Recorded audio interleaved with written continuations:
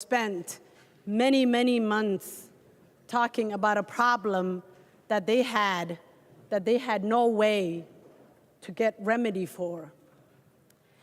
Someone told me when I first got elected, you're elected by the people and you're accountable to the people. So these community members came to us with a problem. About a year ago, I was invited to a community meeting organized by the drivers. Chair Noor and I and Senator Fattah attended that community meeting. It was attended by hundreds of drivers. And they talked about horror stories about how unsafe it is to drive Uber and Lyft. They talked about how little they got paid. Just think about this. I want to paint a picture. Somebody buys a car, pays for the car, puts gas in it, pays for insurance, pays for wear and tear, spends all their hours driving that car. How much does that person deserve to get paid? Somebody with a sound mind will tell you, or with a reason, will tell you, 90%, 80% of the pay should go to that person. Well, come to find out that some of the stories the drivers shared with us, that sometimes they get paid 50% of the pay. They have their backs to a stranger driving a car. They have no control of what can happen. You could get hit, you could get spit on, you could get shot, your car may be carjacked. Anything could happen to you. You have no control over it. This is a unique bill because it's not pushed by an interest group or a fancy lawyer or a lobbyist. Nothing against lawyers. I know this chamber is full of lawyers. But it's a bill that is put together by a group of concerned citizens. Unless you are a Native American in this country, somewhere along the way, somebody in your background came here as an immigrant. The people that you see in the balcony today, many of them are immigrants. Many of them got here because they were chasing the safe haven that's called the American dream. My family came here in the early 90s, and we were running away from war. We were running away from, being killed, being raped, or dying because of famine. I appreciate this country because it gave my family a second chance to start over, a second chance to go to school, a second chance to get a job, a second chance to even dream big enough that I'm standing as a state rep in these chambers tonight. Many people don't get that second chance. When there is a chaos in a country, many people get killed, women get raped. Many people die crossing our borders to get here. But these people made it. They made it here. They're Minnesotans just like all of us. All they're trying to do is to work in an environment that's safe, that they're able to take care of their families. I think when we think about Uber and Lyft, people think about just a part-time job or something that, college student who is just for summer, who's here home for the summer is doing. No, many of these members that are sitting there, this is their full-time job. This is how they take care of their families.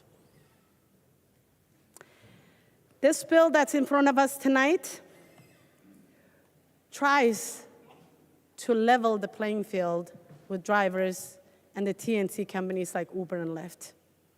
It tries to give a voice to people who are voiceless in this space. As we know, technology is way advanced than the law.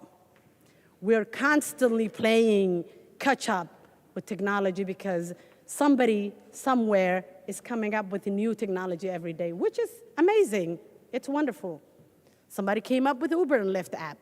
That was really innovative, creative business model, which is what America is all about.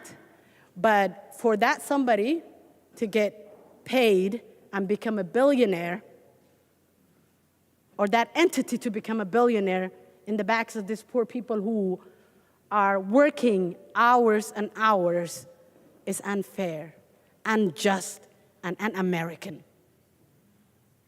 That's why we're here tonight. I have so many different articles that talk about what's happening, because I know that somebody's gonna say that we have no business being in this space talking about a private company and what they do with the people that do the work, and people have the choice to do whatever they want. If you choose to drive Uber, then that's your problem, not state problem. Well, guess what? I was elected by the people, and I am accountable to the people. This article, The Insider, it's a very recent article, says Uber and Lyft have long said that they pay drivers fairly, but they haven't shared the data so they can prove it. This one says Uber and Lyft drivers say that they're struggling because it's unsustainable to drive with the fares that they're paid. This one says Uber and Lyft claim record profit shares while the drivers got paid nothing. This one talks about the deactivation we're going to talk about tonight. Unfair deactivations and low pay. Why am I sharing with you all of this? Because like I said, I want to paint a picture of why we're talking about this bill and the reason why I got involved in this bill in the first place. This bill establishes fair pay for the people that are sitting over there. They came this morning at 10 o'clock. I went out, talked to them before I went to caucus, and I said, this bill won't be heard until later. Can you just go home? They said, no, we're not going anywhere. They have been here, and if you went outside, you have seen them. They have been here since 10 o'clock. And every single hearing that we have had, they showed up. They showed up 8:30 a.m. for the judiciary hearing with Chair Becker-Finn. They showed up, full room, that was a full house for the labor, the same with commerce.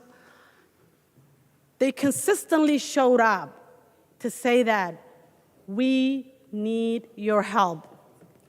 What does this bill do? This bill has changed so many times. So what it does is we started with very ambitious idea of like saying that we're going to ask Uber to pay for insurance, to pay for gas, to pay for wear and tear, to all of that. But right now, after making so many changes to this bill just comes down to two things. It comes down to compensation rates. Uber, when they first started in this state, about roughly 10 years ago, they were paying people $1.95 or 96, I'm not sure the math on that, per mile. Today, 10 years later, they pay between 69 to 85 cents per mile, 10 years later. Well, guess what? Our lives didn't get cheaper. Our lives got more expensive. We have seen what happened with gas and inflation. We all enjoy Uber. I take Uber, Lyft. I prefer Lyft, but I use it because I am an anxious driver when it snows, so I don't drive in the snow. So if it snows, I sometimes will say that I don't want to drive in the snow, so I will take Uber. And I have conversations with people when I'm in their car, just to be pleasant, you know. I was taught to have good manners wherever you go. And one day I was going to the airport and I had a conversation with the guy. I'm like, hey, how is driving, you know, this car, and how do you guys get paid? And we just start talking. And he said, how much are you paying? And I said, it's gonna, you know, roughly about 40-ish something dollars, a little over $40, because it was rush hour. I was going to the airport. And then he showed me the receipt. I cannot remember, but I think it was either $11 or $18, somewhere around that. That's how much he gets paid, but I'm paying almost 40-something dollars. So this bill right now in front of us tonight have been through so many different changes, and I want to uplift one person who has worked with me on this, Representative Dowd. We had a commerce hearing. He said he wants to help. We had a conversation. You know, we're in the middle of a busy time, but he did convene a hearing. He tried to bring the two sides together to have a conversation. Thank you for your time. All of us should be outraged with what's happening with Uber and Lyft. And all of us should have no problem supporting this bill tonight, because it's about it's about fairness. As we know, Minnesotans enjoy the protection of having some of the greatest labor laws. I remember when I first got elected in 2019, we passed one of the toughest and best wage theft laws. I was very proud to press that button. But guess what? 3 years later, when I heard what's happening with Uber and Lyft, my heart sank, because I thought by passing that green button, we were protecting all workers. Because everybody deserves to be protected. And at the end of the night, all these people are asking us to do is to feed their family and to go home at the end of the night in one piece. That's all they're asking us to do. I look forward to the conversation, but I beg you and plead with you, let's have respectful conversation, because we have community members here tonight that have been working on this for the last year. Thank you. There's an amendment at the desk. Representative Garofalo is authoring the DE 13. The clerk will report the amendment. Garofalo moves to amend House File Number 2369. The second engrossment. The amendment is coded DE 13. I recognize the author of the amendment, the member from Dakota, Representative Garofalo, to explain the DE 13 amendment. Thank you, Mr. Speaker. First, I would request a roll call on the amendment. Representative Garofalo requests a roll call vote. Seeing 15 hands, there will be a roll call vote. Representative Garofalo. Mr. Speaker and members, what we're hearing today is from the other side of the aisle is we have a bill that's the intent of this bill is to put more money into the pockets of the drivers.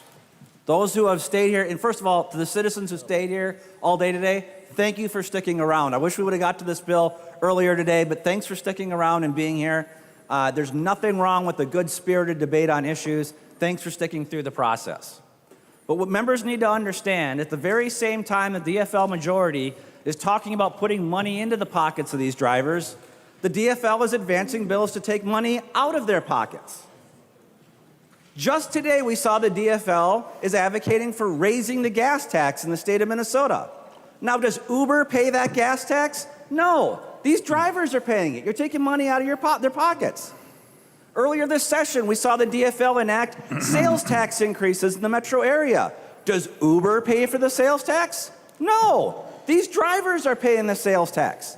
So if you're going to be here to advocate for these young men and women who are working hard in our communities, and if you're going to be putting money into their pockets, if that's your stated goal, you might want to stop taking money out of their purses and wallets, because that's what you've been doing all session. Now, the bill we have before us today, we know what effect this is going to have.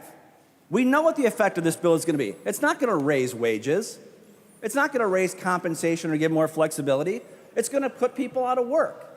And the reason why we know that is because we've seen from Uber We've seen the memo that has gone out publicly that if we enact Representative Hassan's bill, who I like, by the way, she's a good member.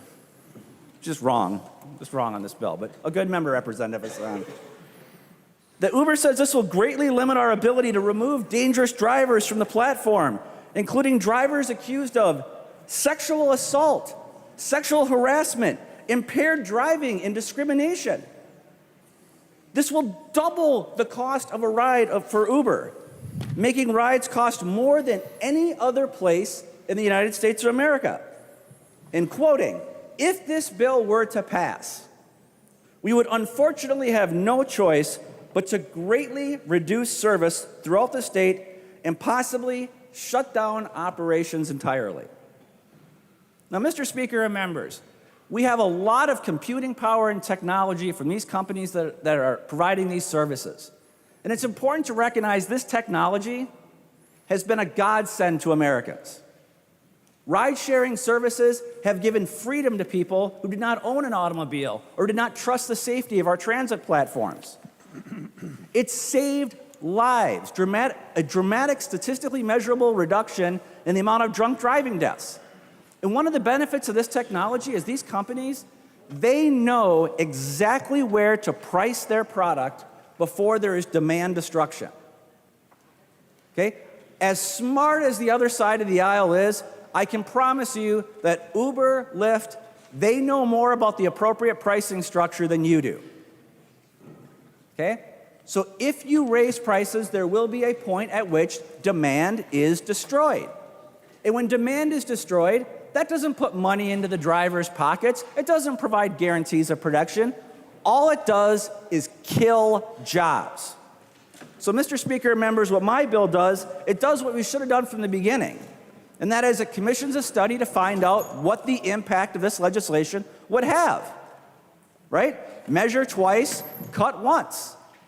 Don't shoot first and aim second. That's what this bill does here today. Gives us an opportunity to move forward, to involve stakeholders, address these issues, and find out what is possible, rather than statutorily mandating what a private business must pay specific independent contractors for their services. Mr. Speaker and members, I would ask for members' support of this amendment. Thank you. Further discussion to the DE13 amendment. I recognize some member from Morrison, Representative Kresha. Thank you, Mr. Speaker. Members, thank you, Representative Garofalo, for this amendment. I support the amendment. Members, as we get ready for a long debate, and thank you to everyone that's here, let's ask ourselves a couple of questions. As I've researched this and looked at many, many other relationships with independent contractors and companies, the question is Uber a transportation company or is it a software company? It's not a transportation company. It's a software company with a network of independent transportation companies. Uber is not in the business of delivering transportation. They're in the business of offering a software that independent entities can use for their own personal services. So take this away from this for a second and think of all of the other software companies out there. This isn't just about the Uber and Lyft bill. This is about any enterprising young person or old person or someone who comes with a software to allow other independent entities to promote their services. The beautiful thing about what happens with the ride-sharing software is that it empowers networks of transportation providers who couldn't write that software on their own. Members, take this into the realm of the creative class of software designers, website designers, and so forth. As a website designer, you wouldn't write your own website platform. You would contract or you would pay for the services of a software platform to use those website platforms, very similar to WordPress, where you might buy some of the apps and so forth, but you are the independent contractor. You are not the one writing the software. This bill and our premise going into it has this wrong. Uber is not a transportation company. And the providers of this, the originators of this, wrote a software to allow a network of transportation providers to use that. Members, this is a dangerous path when we start to play with this. This doesn't just stifle ride sharing all throughout Minnesota. This will have huge ramifications for anybody that wishes to design platforms for independent contractors. In the work that I do, when I travel community to community and I give talks about how you try to get economic development in your communities, one of the things that I remind them is the best thing that you can do is attract the next 25-year-old Harvard dropout who designs a platform software. Because they bring jobs, they bring ideas and innovations. Members, we don't want to be that state that takes the next innovation and closes the door on it. So with that, I support the Garofalo amendment, and I hope you'll vote green on it. Further discussion to the DE 13 amendment. I recognize the member from Isanti, Representative Dowd. Thank you, Mr. Speaker and members. Thank you, Representative Hassan, for your comments. Just a question for the bill author, if she would yield for a question. Representative Hassan will yield to a question. Representative Dowd. Thank you, Mr. Speaker. And just so we know what direction we're moving here, you've got a DE amendment that changes the language in the underlying bill. It was based on a conversation we had yesterday. It's my understanding that you're planning to offer that DE amendment. Typically in the chamber, that amendment comes up first, the office amendment, and then just so we know what we're talking about, is it your intent to adopt that DE amendment tonight? Because that DE amendment is quite a bit different from the bill that is before the body right now. And as we work through this amendment and others, it's nice to know what we're going to be working on. I will remind members that Mason's 101 debate must be confined to the question before the body. The question before us is the DE 13 amendment. I recognize the member from Hennepin, Representative Hassan. Thank you, Mr. Speaker. The plan is, yes, we will accept that DE amendment. There is a reason why it's here with us tonight. Representative Dowd. Thank you, Mr. Speaker, and thank you, Representative. I just felt like it was appropriate to set the table with that, because as we work through this, that DE amendment is completely different than the underlying bill. So just so we know what we're working off of, I don't think that's a violation of any Mason's question to try to set the table with that with the author, and I appreciate the author explaining that for the body. Also want to express my appreciation for, I expressed in committee that I was, I think it came about because I said in committee that normally when a bill like this comes forward, where you have differing parties, in my time here, when I've seen this sort of thing be successful, it happens when those parties come together around a table and with a little help and nudging from those of us in the legislature, they come to agreement on these provisions together, and then we pass a bill that reflects those agreements. That's not always the case that it works, but I would say 90+% of the time, that's what makes these things successful. So I also want to express my appreciation to the small business owners who have joined us, who are the drivers of Uber, and I have probably ridden with all of you over the years. I'm a very frequent customer of both Uber and Lyft when I'm in the Twin Cities here, and I appreciate the service that you provide, and I'm thankful for this platform that allows you to be a small business owner in our state here. So we certainly appreciate you and appreciate you being here today. I want to speak in favor of this amendment. I think we're nearing the end of session where we've got a lot of stuff left to do. We've got a lot of budget left to do. This obviously is an issue that is important to those that are impacted by it. Sometimes it takes a little more time, and it takes a little more study, and it takes a little more conversation to get folks together. So I want to speak in favor of this motion to study this a little bit further, and hopefully over the interim we can come up with a solution. And I think if I can be part of that, Representative Hassan, I certainly want to be and am willing to be if you think I can be helpful. I really only offered because somebody with my skill set needs to keep busy around here, otherwise I get myself in trouble. And I think it's beneficial to you and to me for you to keep me busy around here. So very happy to use my talents if I can to help bring folks together, and find an amicable solution to the issues that are outstanding on the bill. So I would encourage members to support this amendment. Further discussion to the DE 13 amendment. I recognize the member from Itasca, Representative Igo. Thank you, Mr. Speaker. I want to stand in support of this amendment here today and what it would bring to this conversation. Before I get into my remarks, I was wondering if the bill author will yield to a question. Representative Hassan will yield to a question. Representative Igo. Thank you, Mr. Speaker. So we've been talking a lot about just the major ride-sharing platforms, Uber and Lyft. But my question, Representative Hassan, is how would this affect things like DoorDash, Postmates, Uber Eats? I recognize the member from Hennepin, Representative Hassan. Thank you, Mr. Chair.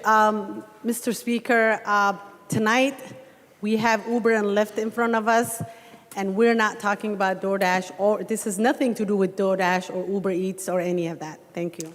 Representative Igo. Thank you, Mr. Speaker. Upon reviewing the bill and looking at these types of fees, it looks like they would be applying to those types of services. So the concern I have, and I think this is what happens when we have rushed legislation, we're not taking the time to look at it, we're going to have consequences that we're not going to see happen. So, I mean, I just did simple math. If we apply what's in this bill in front of us today to your average, DoorDash or Uber Eats order, we're going to see the price double. And I know a lot of people, when they're looking at ordering food to their home, they already look at that as a luxury. So if you add the taxes that Representative Garofalo is going about, of a gas tax, a sales tax, increasing tab fees, a delivery tax, we're going to increase that price where people aren't going to do it. And then you know where my biggest concern is? The people sitting in this chamber right now watching us aren't going to get those orders. They're going to lose business. I see what the bill is trying to do here today, but that's why Representative Garofalo gave us an opportunity to think twice, act once. Because otherwise, I'm really scared we're going to put people out of work.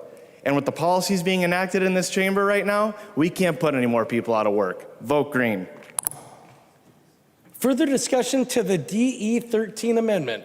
I recognize the member from Carver, Representative Nash. Thank you, Mr. Speaker. Well, members, I wholeheartedly support Representative Garofalo's amendment.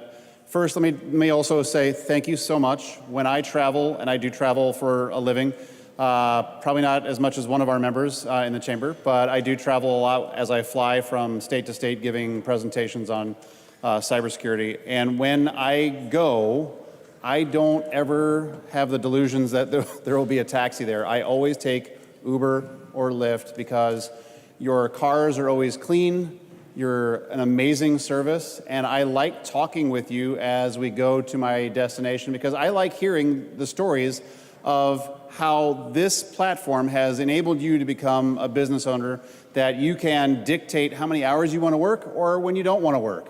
And I think that that's fantastic, and I love the service because it is very fast.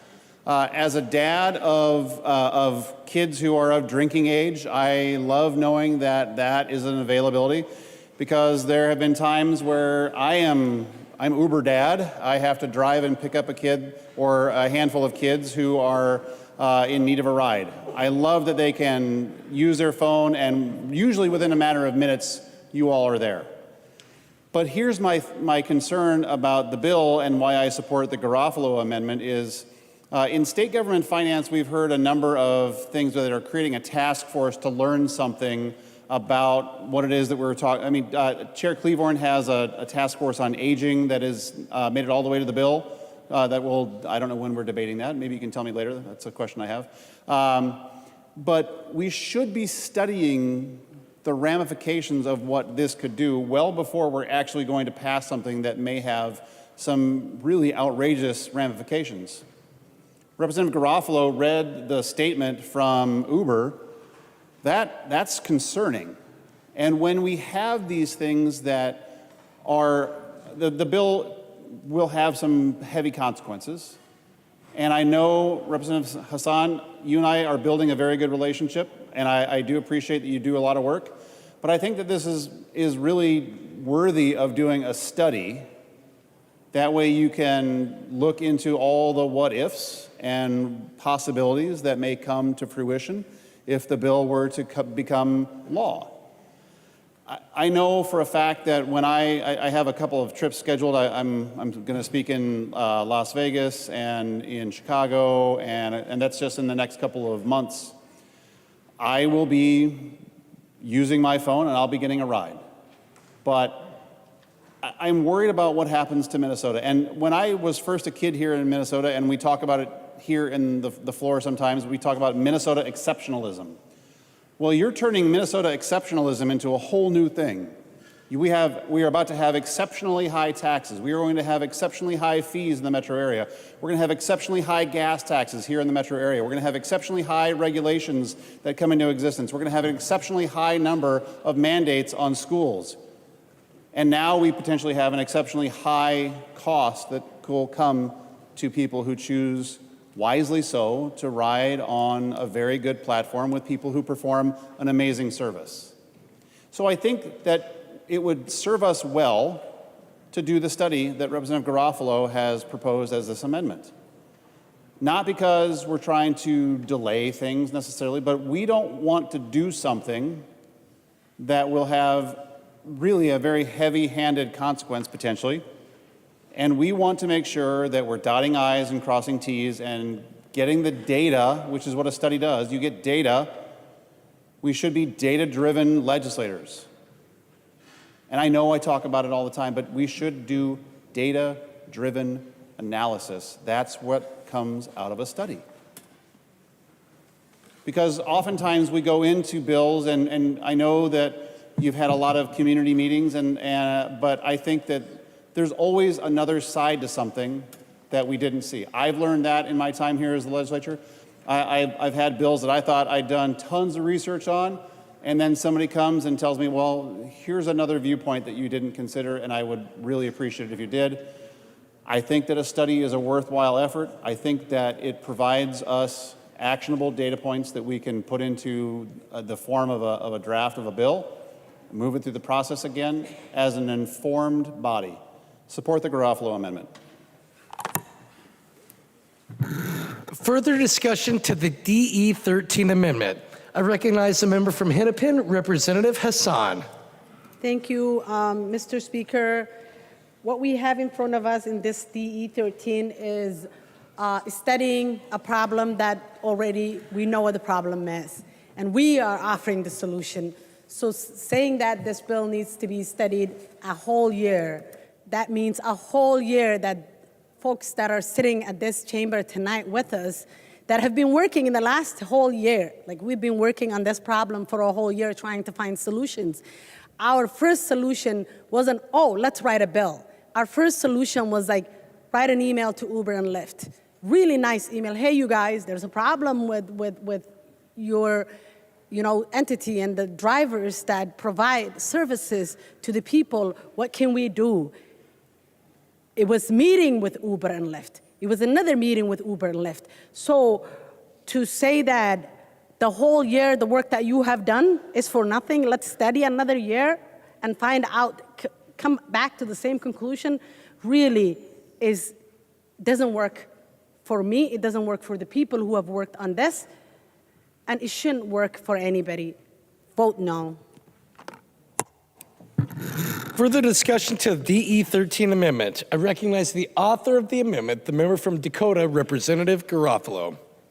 Thank you, Mr. Speaker. Members, I appreciate the debate. I would ask members to support this bill. Again, it is about preserving jobs and not having the heavy hand of government come in and destroy what has really been a proven success story for creating opportunity and saving lives. This would not be the first time this legislative session that the majority party has changed their mind on a matter. We know a couple weeks ago that Rochester Mayo reached out and advertised to you quite vocally the effects of legislation that you were proposing, and you've responded to that, and you'll be making an exception for them. I think it's important that you respond to the communication you received from Uber and Lyft, that you do not want to be killing jobs and killing investment in our state, and let's have a proper study on this to make sure that we understand both the benefits and the downsides. I ask for members' support. Thank you. The clerk will take the roll on the DE 13 amendment.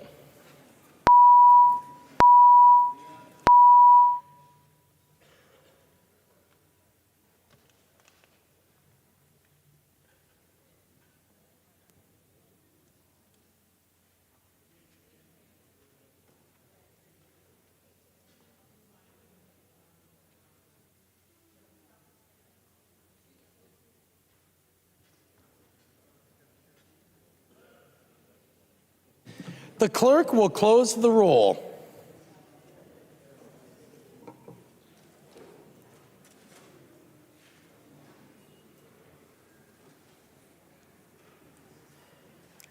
There being 60 ayes and 69 nays, the motion does not prevail and the DE13 amendment is not adopted.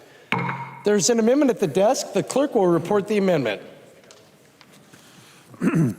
Hassan moves to amend House File Number 2369, the second engrossment. The amendment is coded DE12. I recognize the author of the amendment, the member from Hennepin, Representative Hassan, to explain the DE12 amendment. Thank you, Mr. Speaker and members.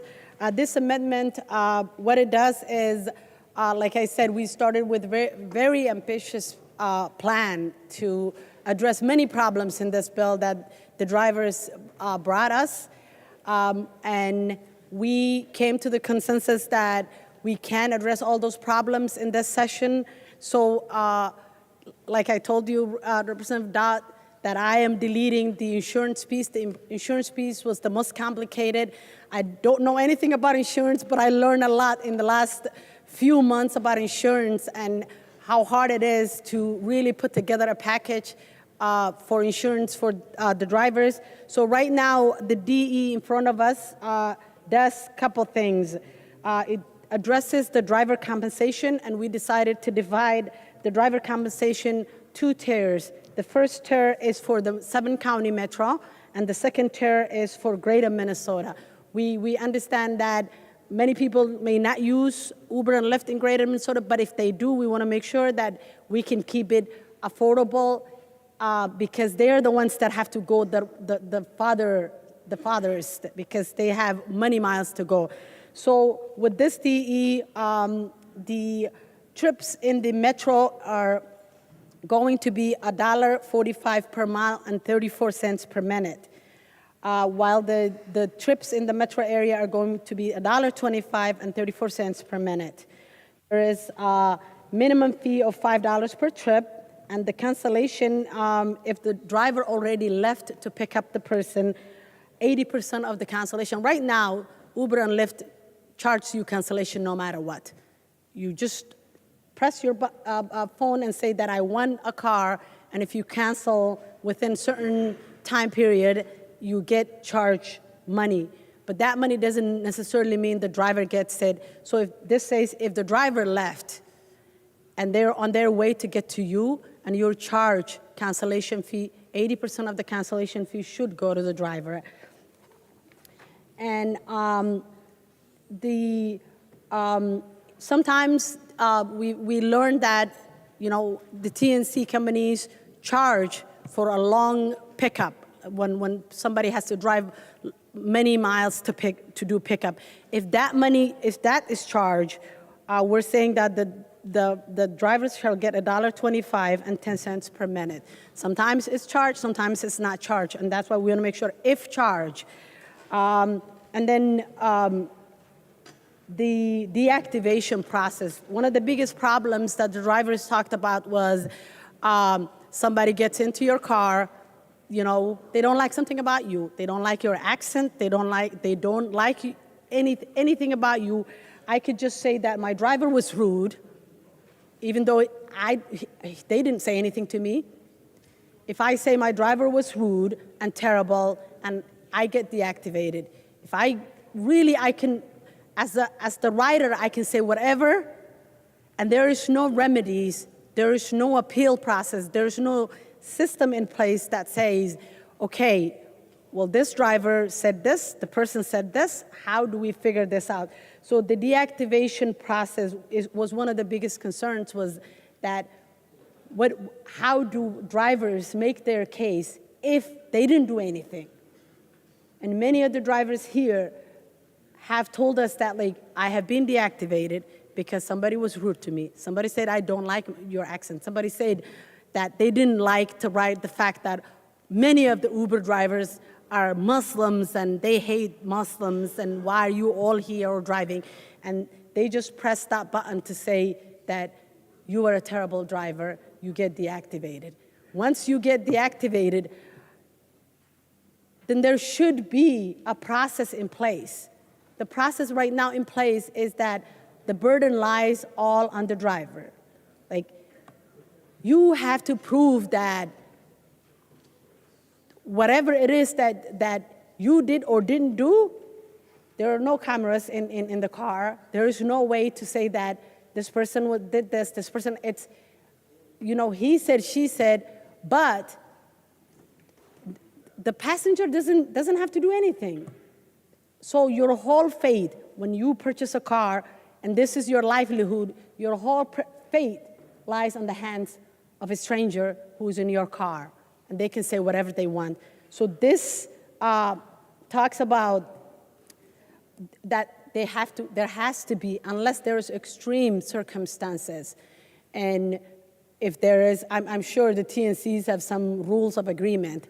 So if the rules have been violated, such as like there's a crime committed, if there's sexual assault, if there is all of those things that are criminal, but person should not be deactivated because somebody didn't like them, or somebody didn't like their accent, or somebody was having a bad day. If I'm having a bad day, I should not be taking it on someone else and deactivating. And mind you, the drivers many of them drive brand new cars. So that means that there's a payment on that car, there's a family that they need to feed, and somebody deactivated them, and mostly it's permanent deactivation, because either the TNC do not like to follow their own rules, or there are no rules in place. No one can tell you that. So that's what this bill does. It talks about transparency, it talks about that people shouldn't be discriminated, and then the right to sue. If somebody thinks that they were wrongfully accused of something, or that there was multiple people who came, gentleman, his name is Abdullahi, and I think he's sitting somewhere up there. Somebody came into his car, he gave them a ride. After the ride was over, he hit him with a metal bar and took his phone and left them there. Abdullahi went to the ER, he was taken to the ER, was in the hospital for many months. When he came out of the hospital, his account was deactivated. And he, tried to pursue a criminal case against that person. That person was 17 years old. And he has no way even paying for his medical bills. Just think about it. Who pays for those medical bills? That's something to ponder over. We pay, the state pays. When somebody who doesn't have medical insurance goes to the ER, we pay. And if somebody doesn't have a job and has a family to support, we pay. So this DE just cleans up the bill and saves some other fights for another day, and just deals with some of the bare minimum. And believe me, we have given up a lot. I mean the drivers, we have given up a lot to just say that we're going to do the bare minimum, which is the rates, fixing the rates, and the deactivation system. Still, the deactivation lies with the TNC, but we're saying, you should follow your own rules. And if you don't, here are some suggestions of how to follow your rules. Please vote green. Thank you. There is an amendment to the amendment. Representative Perryman offers the A14 amendment. The clerk will report the amendment. Perryman moves to amend House Bill number 2369, the delete everything amendment. The amendment is coded A14. I recognize the member from Stearns, Representative Perryman, to explain the A14 amendment. Thank you, Mr. Speaker.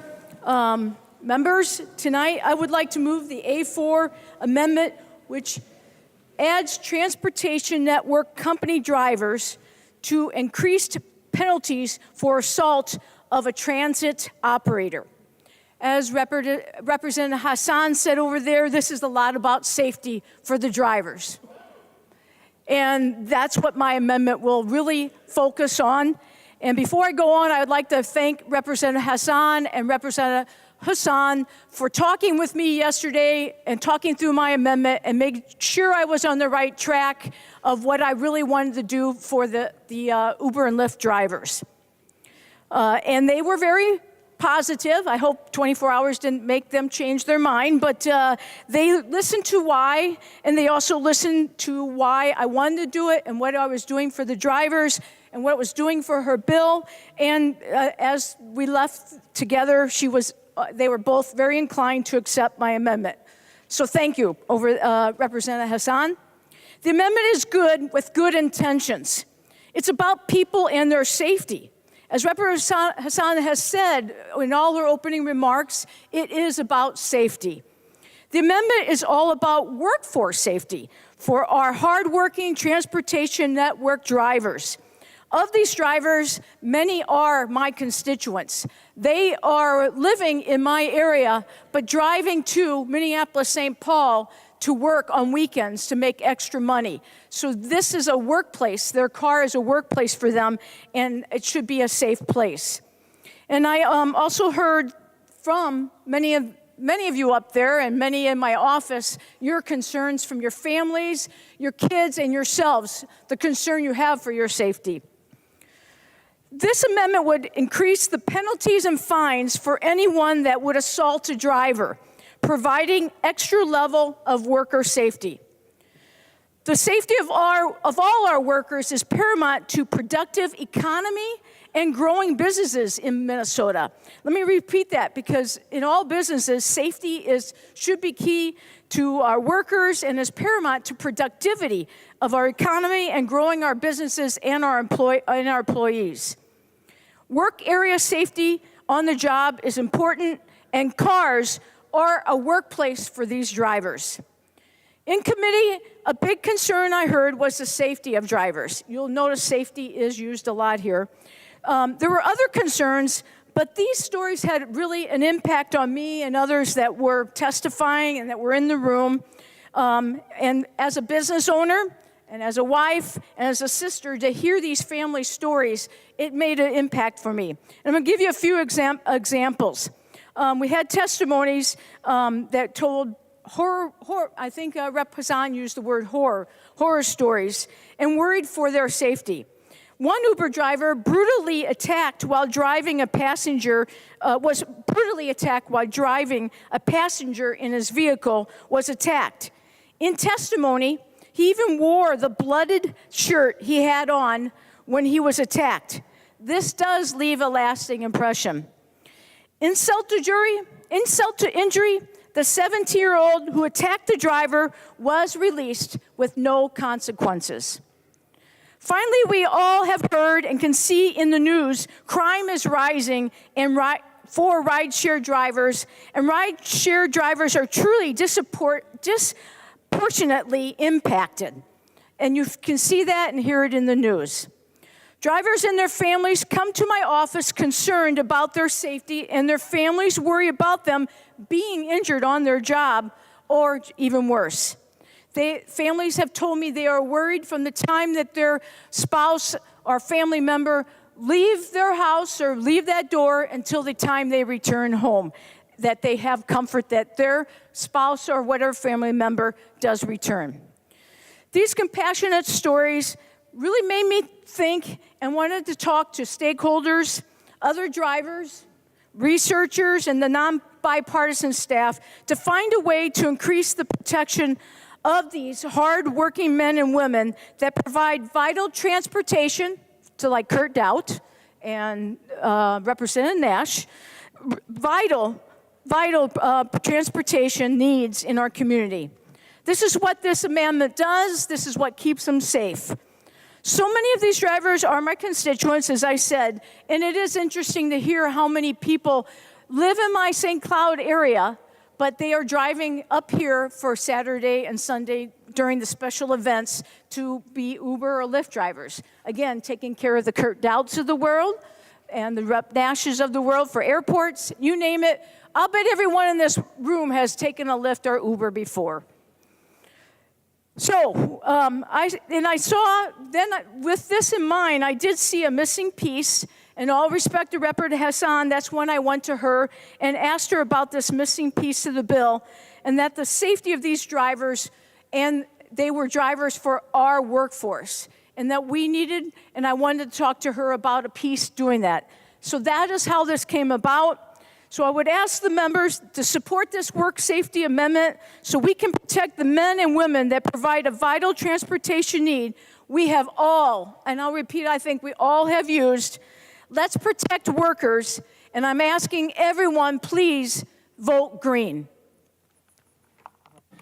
Further discussion to the A14 amendment to the amendment. I recognize the member from Hennepin, Representative Hassan. Thank you, Mr. Speaker, and thank you, Rep. Perryman, for this amendment. Yes, we are talking about safety of the drivers, and I do care about the safety of the drivers, and I will say vote green on this amendment. Thank you.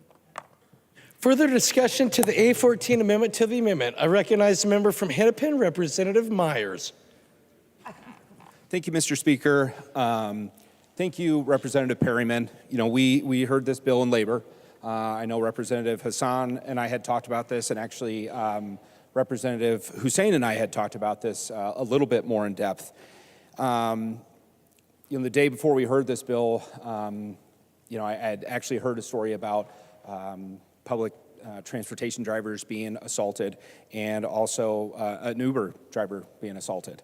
And I just want to applaud Representative Perryman for bringing this forward, because this is a really good amendment that, you know, I'm thankful that Representative Hassan is supporting. You know, it's something that we can do to really protect our workforce, protect our transportation. So I would, you know, tell everybody to vote green. Further discussion to the A14 amendment. I recognize the member from Stearns, the Minority Leader, Representative Damath. Thank you, Mr. Speaker, and I stand in support of the Perryman amendment. This is an important amendment, and I'm glad to hear that it sounds like we'll have bipartisan support on it. And I want to briefly just share a story why I believe this is so important to include our Uber and Lyft drivers in this amendment. When I was a little girl, my dad drove for MTC. He drove the bus, even before they had the articulated buses, and that was something that he moved forward. But I can remember being in elementary school, and I got home from school one day, and my dad had been taken to the hospital. So as my dad was driving, he always kept a small tool bag behind his seat. And he was a stickler for people that actually paid their fare. And it was a fare box where coin or tokens went in, and I'm probably aging myself because I know that has changed. But it was very important to him that people wouldn't take advantage of a system. So when someone was not going to pay the fare, he encouraged them to do that.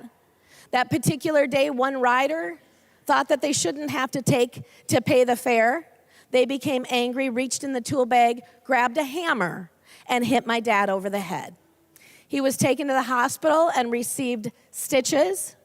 He ended up to be okay. He was all right, but I can remember as a little girl being so worried the next time he went to work, what would actually happen. So knowing that this amendment would provide extra protection in the event something goes wrong for our Uber and Lyft drivers, I stand in full support of this. And then the second piece is the 17-year-old that you mentioned, Representative Hassan, should have been held accountable for his crime. But I stand in support, and I would ask everyone to vote yes on this amendment. I recognize the author of the amendment, the member from Stearns, Representative Perryman. Thank you, Mr. Speaker. Thank you, members. And all I can say, go green! All those in favor of adopting the A14 amendment to the amendment, please say aye. Aye. Those opposed, please say no. The motion prevails, and the A14 amendment to the DE12 amendment is adopted. There's an amendment to the amendment at the desk. The clerk will report the amendment. Wiener moves to amend the Hassan Amendment to House File Number 2369, the second engrossment as amended. The amendment is coded A32. I recognize the member from Todd, Representative Wiener, to explain the A32 amendment. Thank you, Mr. Speaker. I would request a roll call. Representative Weiner requests a roll call vote. Seeing 15 hands, there will be a roll call vote. Representative Weiner. Thank you, Mr. Speaker. I rise to offer the A32 amendment. I think this is a pretty common sense amendment. And what it does is offers permanent deactivation for committing kidnapping. Now, in the last couple days here on the floor, I've kind of railed a little bit about listening to both sides. And I have to admit that when it comes to Uber, my experience is non-existent. So, when Rep. Perryman said that pretty much everybody in here has experienced Uber, I can say that maybe I'm the anomaly to that. Okay, there's a few others. Thank you. I don't feel so alone now. But I would also like to thank the drivers for being here. I understand what it's like to be a small business owner. I understand that the struggles, the challenges, and I want to thank you for being here, because when we talked about listening, this is part of my process to learn as well. Having not experienced anything like this, I think it's important to hear both sides of the argument or the discussion and figure out how those things affect each other. I brought up the issues in Greater Minnesota, how if small business isn't there, how it affects when other businesses want to come in. And I brought up the film issue. Well, at some point in time, I will probably have to use an Uber. I don't know when. But if I come down to the cities or if I go to a different area and Uber isn't available, what are my options? And if we create legislation that would, like was recommended before or suggested before, have negative impacts and actually drive these businesses out, I have to make a good decision, and I have to get all the information as possible as I can to make that good decision. So with that, I would like to offer the A32 amendment, and I already requested a roll call. Thank you, Mr. Speaker. Further discussion to the A32 amendment. I recognize the member from Hennepin, Representative Hassan. Thank you, Mr. Speaker. And I believe all of us would really are against kidnapping. So this is a no-brainer that I say just vote green. Thank you. Further discussion to the A32 amendment. I don't recognize the member from Morrison, but I do recognize the author of the amendment, the member from Todd, Representative Weiner. Thank you, Mr. Speaker.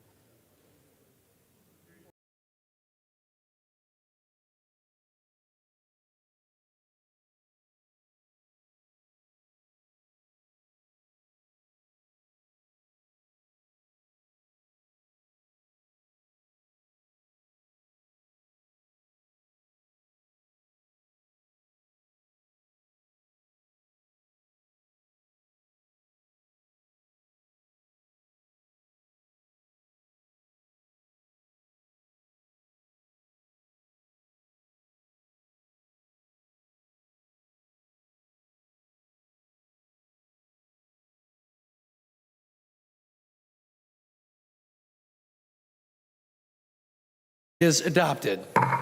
There's an amendment at the desk. The clerk will report the amendment.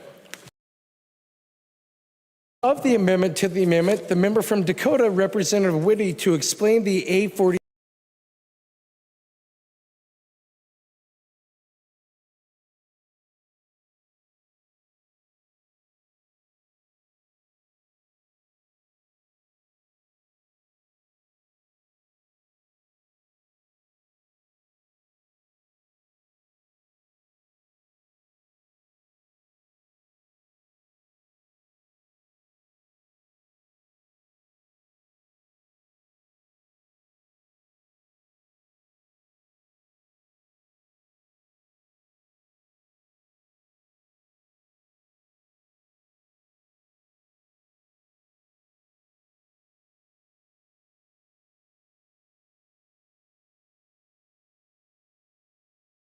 Thousands of Minnesotans rely on rideshare as an affordable transportation option. Drivers in the House tonight.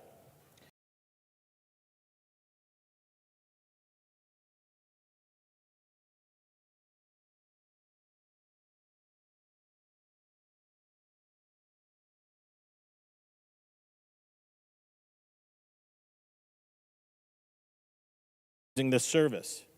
My family and 3 daughters have used it. And as a father,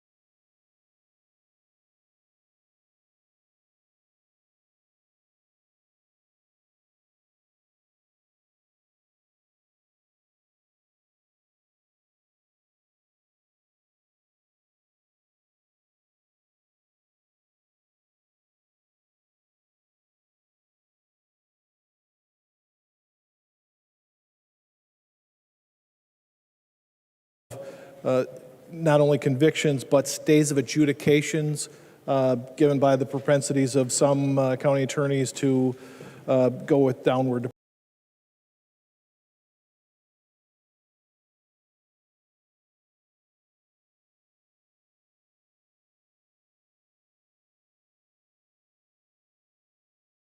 Record that the drivers do go through background checks.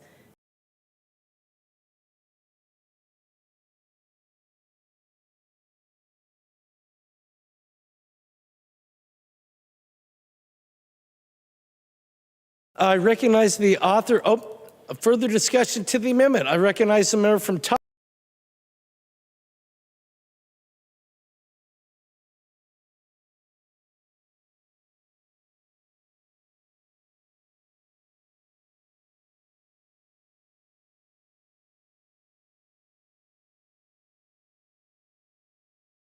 Could you run through the process of using this service?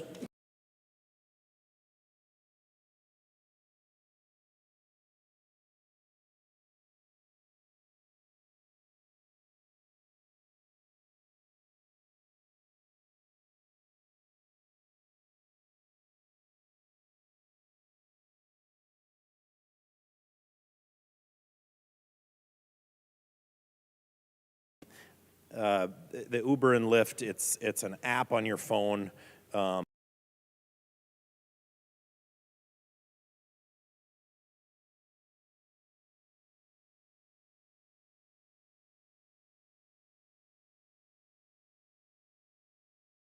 to the airport, I just put MSP. And then they pop up Terminal 1, Terminal 2, you have a bunch.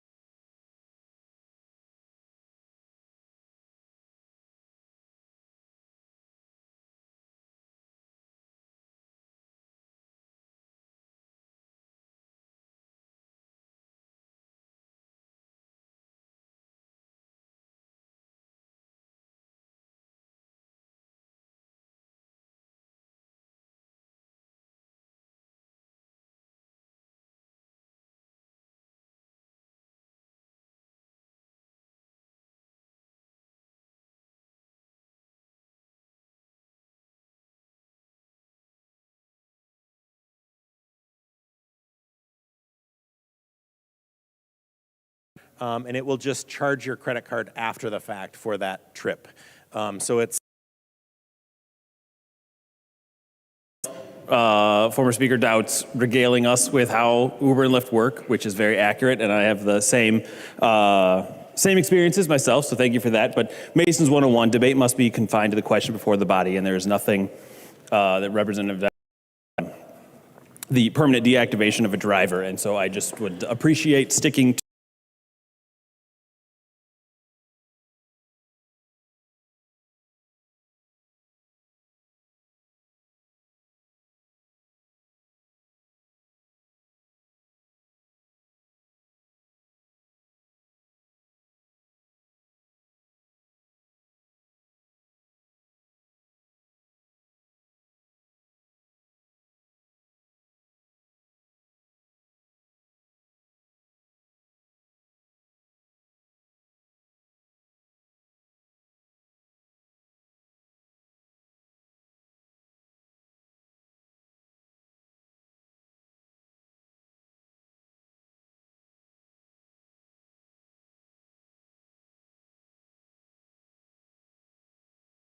when I get back, or one time I lost my keys on a flight, and the keys actually went back from Minneapolis to Atlanta and then to Charlotte. ridden in an Uber or a Lyft before. So sometimes to know how you want to, vote on some of these amendments, it's important to at least have that background. I'm not trying to delay anything. I actually am very passionate about it. I love Lyft and Uber. I think it's one of those great kind of American things that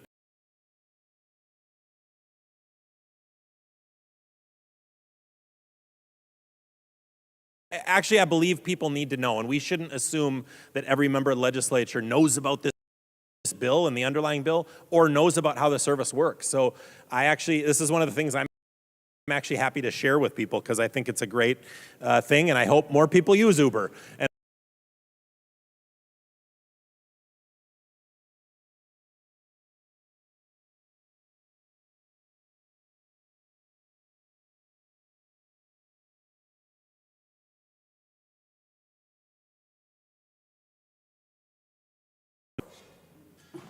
Thank you, Mr. Speaker. That helps me out a lot because to vote on this bill, this amendment. How do we make an educated decision when we're voting on something if we don't have all the information?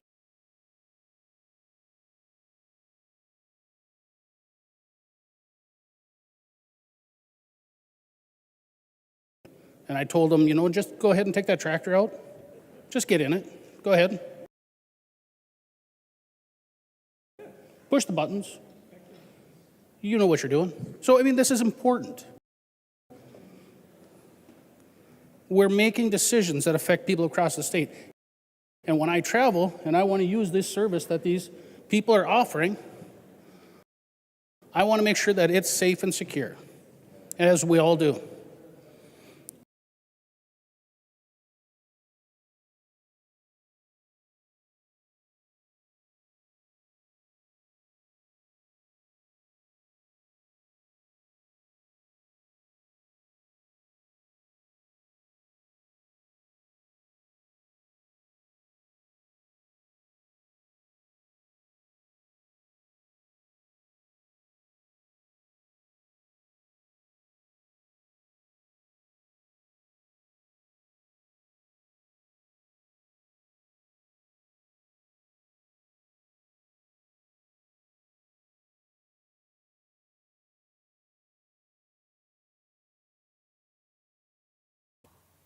I recognize the member from Stearns, Representative O'Driscoll.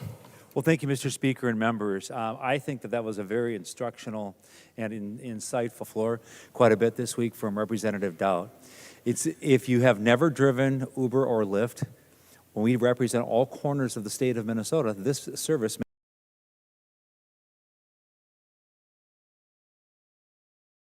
to the question about participants in an Uber ride and on both.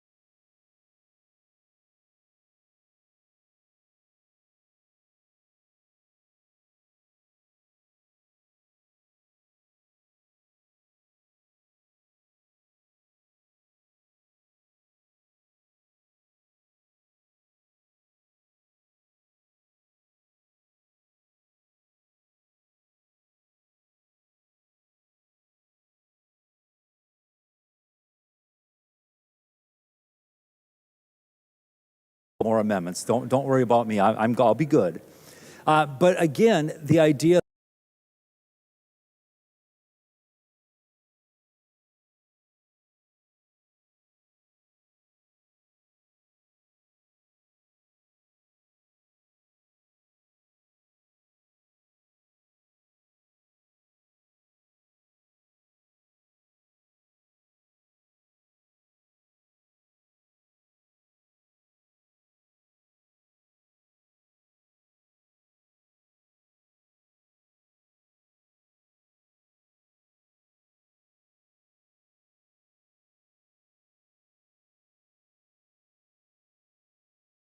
Thank you, Mr. Speaker, and members here tonight as we discuss and debate this bill.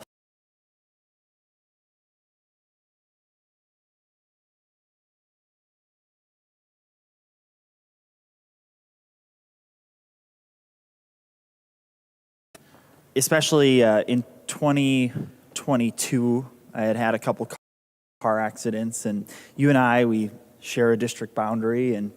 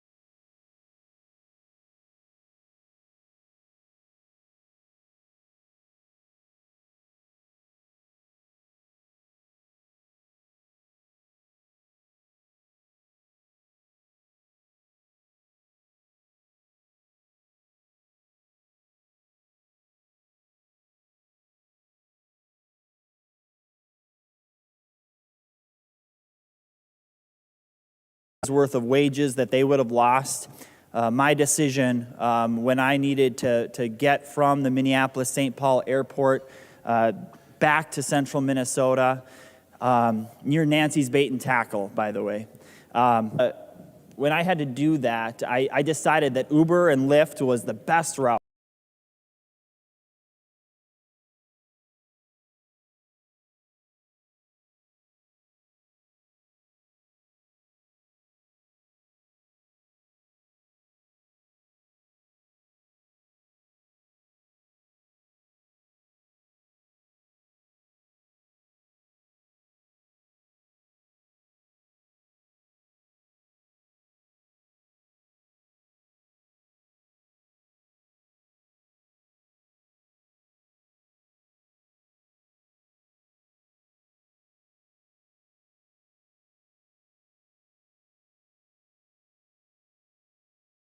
Is really important for the citizens of Minnesota, and you know, frankly, I want to make sure that they are here for years and years and decades, people, to keep our communities safe, which then kind of accentuates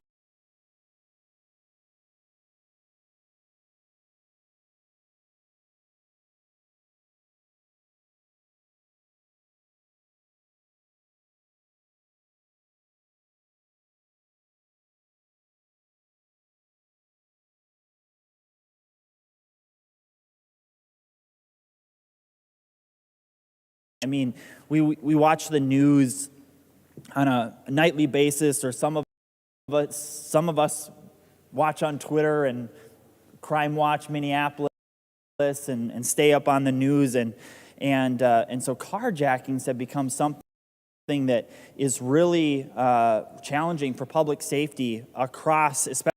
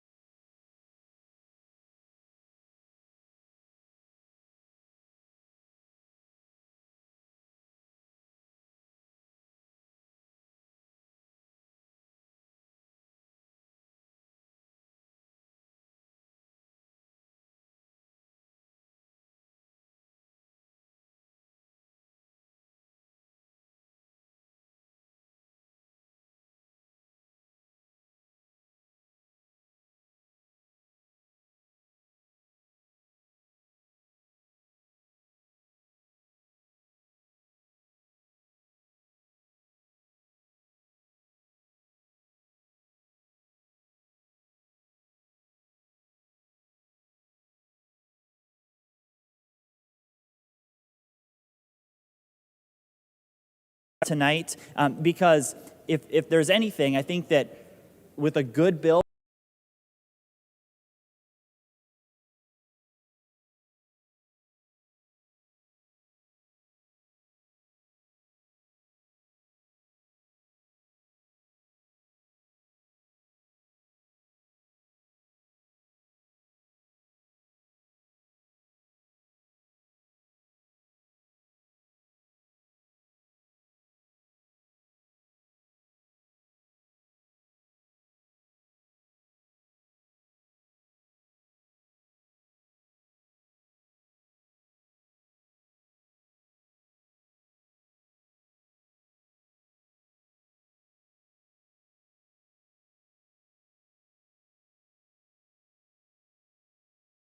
Further discussion to the A46 amendment.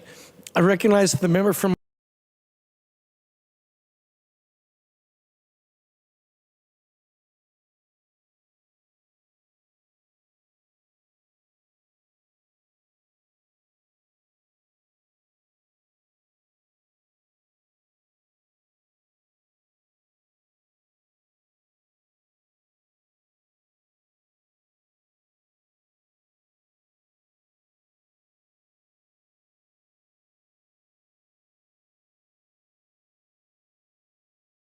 It's happening in Duluth. It's happening in Rochester, where we also have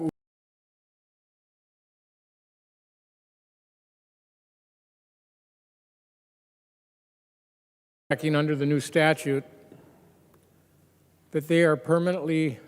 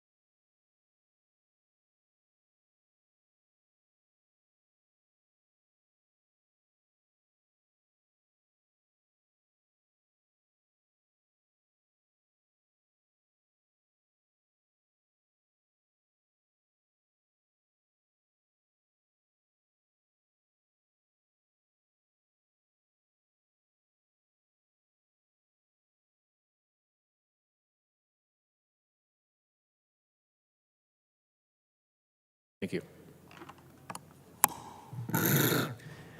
Further discussion.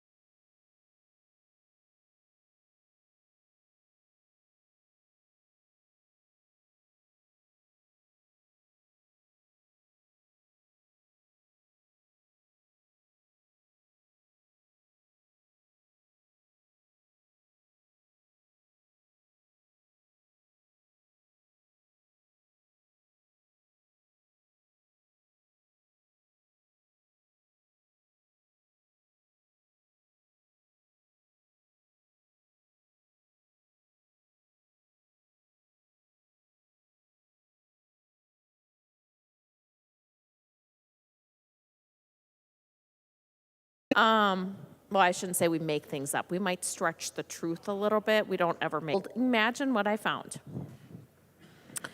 From the United States Attorney's Office, District of Minnesota, from the Department of Justice, a press release dated Thursday, October 27th, 20.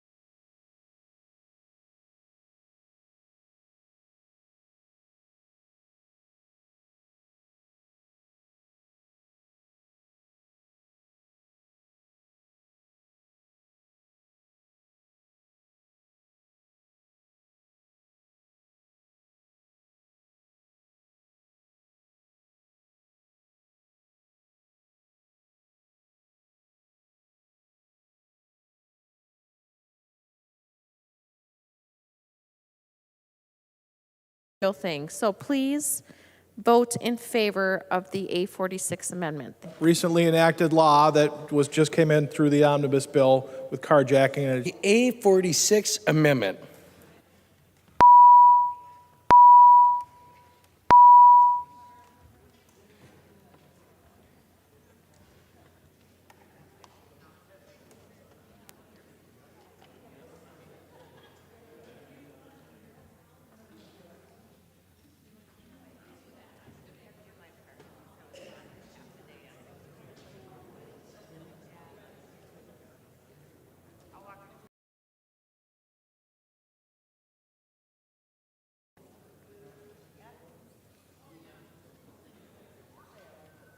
Close the roll.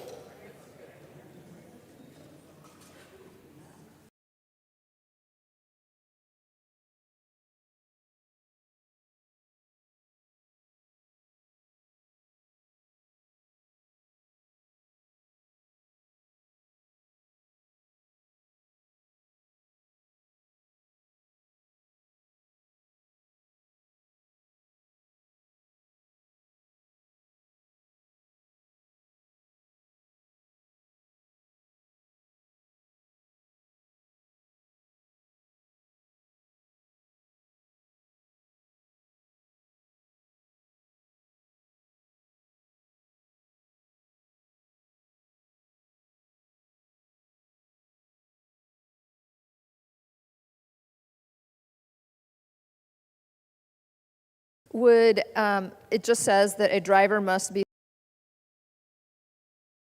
subject to a permanent deactivation for criminal sexual conduct under, and then it lists the statutes for first.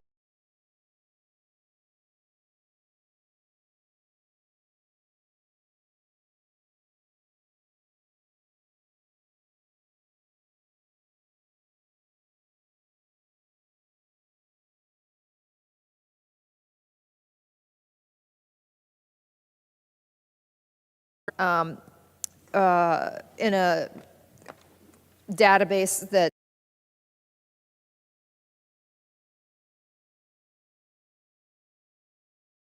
these people should not be, they should be deactivated and not taking passengers.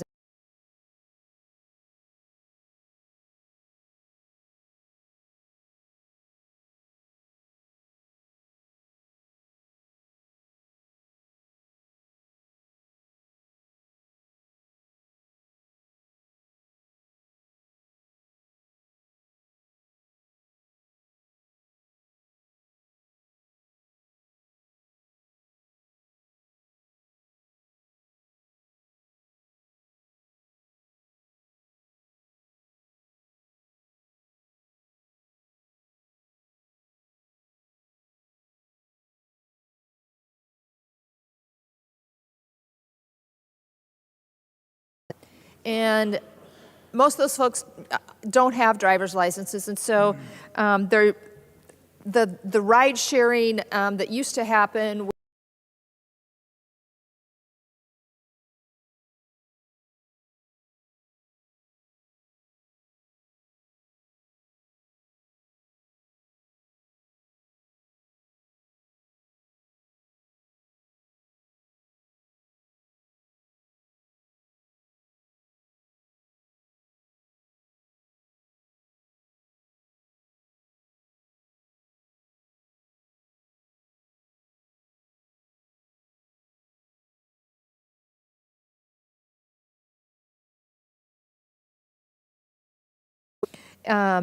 Minneapolis Regional Chamber even signed this and talks about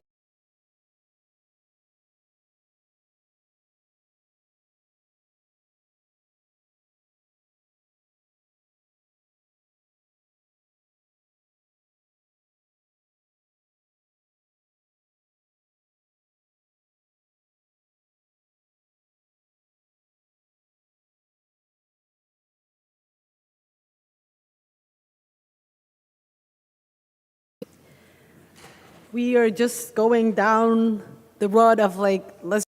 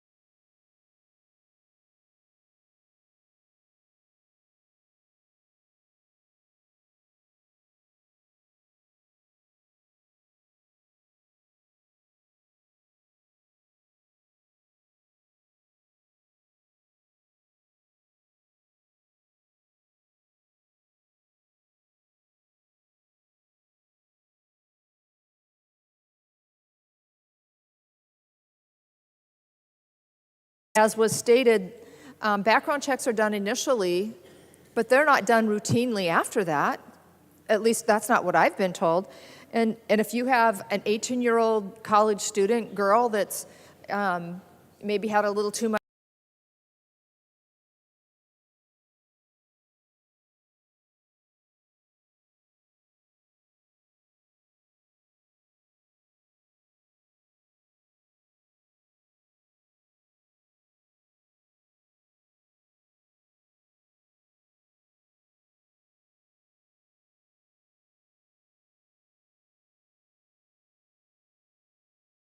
to drink and she gets in an Uber, I mean, we just would need to make sure that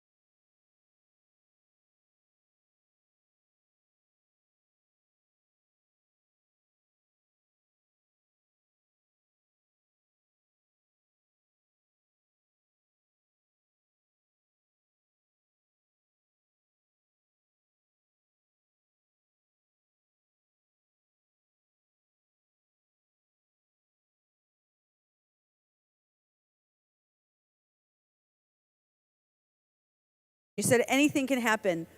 And that's 100% true, which is why it applies. And while that's not a conviction, it is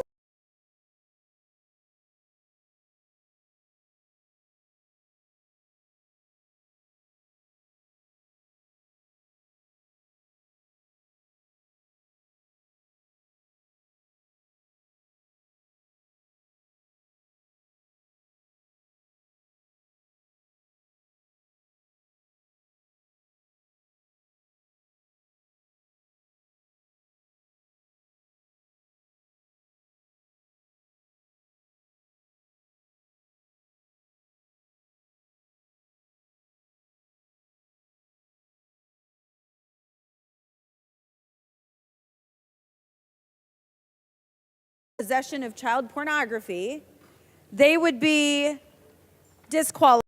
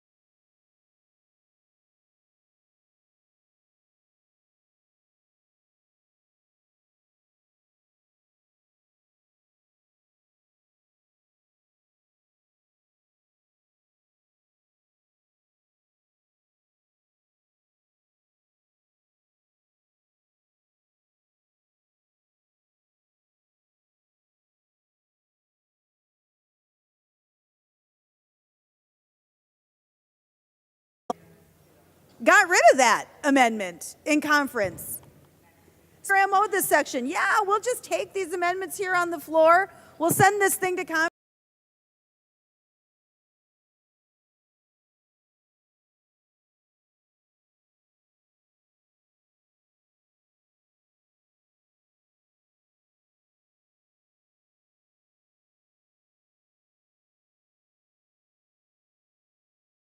Some notes from some users of